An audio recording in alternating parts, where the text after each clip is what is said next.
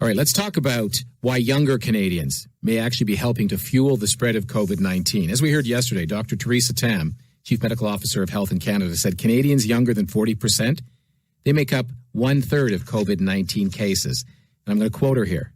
This statistic is important because it shows that younger age groups are also experiencing illness severe enough to require hospitalization. They make up 12% of hospitalized cases, people under the age of 40.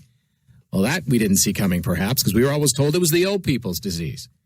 Dr. Raywat Deonandan is back with us, an epidemiologist, science communicator at the University of Ottawa. Good morning, doctor. Thank you for your time. Thank you. I guess a lot of people are surprised. You in the science community, in the medical field, as an epidemiologist, I would imagine you aren't as surprised as we are? No, I'm not as surprised. A lot of the messaging around who is vulnerable to this disease comes out of the original cases in China several months ago. And back then, we thought it was a disease of the elderly, particularly older men who smoked. But then as we watched the disease spread across Europe, we noticed that it was affecting a different demographic, more middle-aged people. And as it entered North America, well, all bets are off. And the current thinking is that those who are most likely to do poorly if they get the disease are those with some kind of respiratory vulnerability. Asthma, for example? Asthma, for example. Yeah. I mean, age is just one of those vulnerabilities. Obesity is a big one. Right. Diabetes is another one.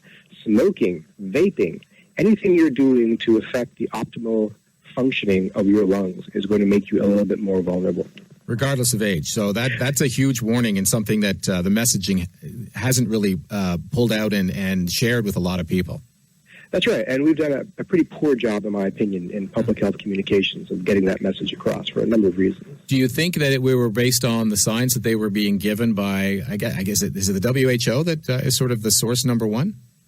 It's a source. Yeah. I mean, we work with the best information available. There's a lot of steps in the communication ladder that could fail here. We begin with the data. It goes through media. It goes through official public health communications channels. Then it filters down through your social networks. And when it comes to addressing young people, the traditional methods of communication aren't necessarily the best ones. They don't watch television as much as we do, perhaps, or watch the news. In fact, I was looking at some data about those who are less likely to take this seriously are also those who know the least about it, and are also those who watch the less news.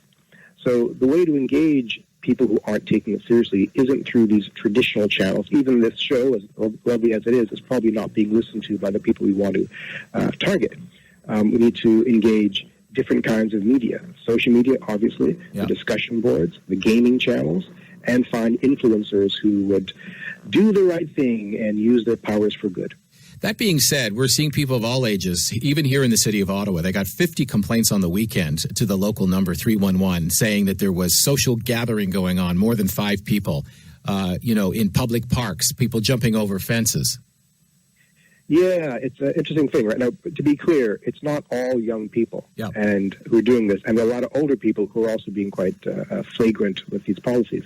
So I don't want to vilify an entire generation. Yeah. But right now, given our social isolation policies, it seems that most of the spreading is being done by this very small fraction of the population who tend to be younger at the moment. And even though there are statistically a little less likely to be affected seriously by the disease, as we note many, many times, they're the ones most likely to transmit it to those who are vulnerable. Yep. So the messaging needs to be changed. And in my view, we have failed traditionally in public health messaging by focusing too much on statistics. No one ever changes their behavior based on numbers. They change their behavior based on narrative, based on seeing themselves represented amongst the suffering. Last question. Yes. You were saying we're failing on messaging. What about enforcement? The reason I asked that question, in a minute the mayor's coming on, Mayor of Ottawa. Right.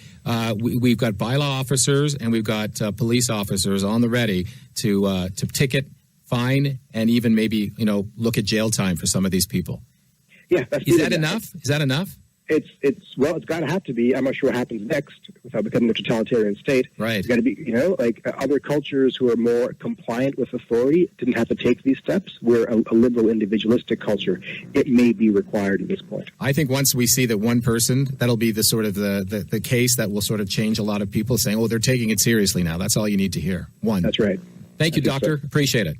Thank you. Dr. Raywat Deonandan, he's an epidemiologist, science communicator at the University of Ottawa.